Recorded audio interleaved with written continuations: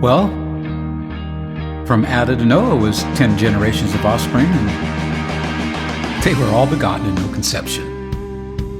The same was true for the next 10 generations from Noah to Abram, later known as Father Abraham. All 10 generations of men named were begotten by their father, and there was no mother named. However, from Noah to Abraham, no females were begotten, like the previous 10 generations from Adam to Noah.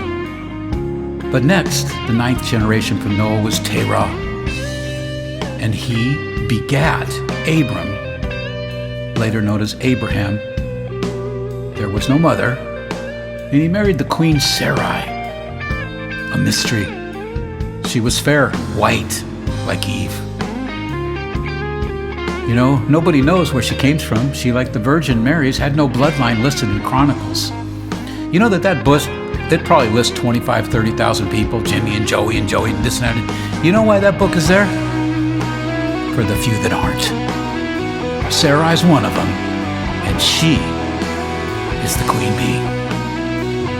Things had gone wild as Jehovah destroyed the Sodomites in Sodom and Gomorrah, and the brother of Abram, Lot, who escaped, was made drunk by his 2 daughters, and they had children with their dad. Well, that's called incest. Now the biggest event in creation, a third angelic.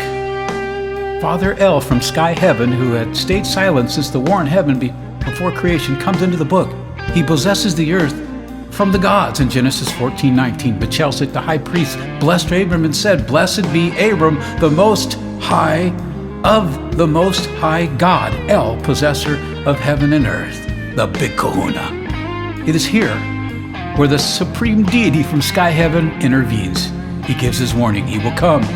He will give his testimony through his Adam, his son, and call it the New Testament, Genesis 14:19. The testimony of the Old Testament of Elohim and Yehovah had a timeline. The killing and incest will stop, and the New Testament will come forward in Father El and his testimony through his Adam, who is begotten, neither mother nor father, the last Adam. Read the book. Crack the code. Find the truth. Sarai, the queen and wife of Abram, was barren in the womb and could not have a child, and said, "Jehovah has restrained me from bearing, and I need children," Genesis 16:2.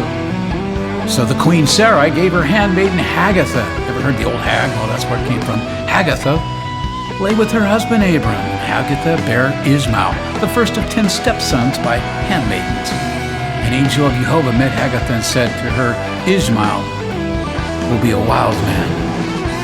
His hand will be against every man, and every man's hand against him," and the hatred between the east and the west had begun. And Ishmael was blessed by the angel and will later become, guess what? The mighty nation of Islam. Yep, Genesis 6:10 through 12. Read it for yourself.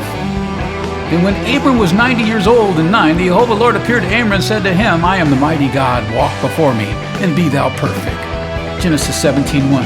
Next, Jehovah makes a covenant with Abram and promises to multiply his seed. Two verses later, Elohim God appears and makes a covenant with Abraham that he will be the father of many nations. And then he changes his name from Abram to Abraham, Genesis 17:3. Here we go again. 2 covenants, 2 gods. Heard that one before? Jehovah makes a covenant with Abram, promising to multiply his seed in Genesis 17:3. 3 verses later, Elohim God makes a covenant with Abraham to be the father of many nations. So which one is it? Abraham, just like Noah 10 generations before, has Elohim and Jehovah making deals. Now things are heating up. Next, Elohim tells Abraham Sarai has a new name of Sarah, and Elohim blessed Sarah.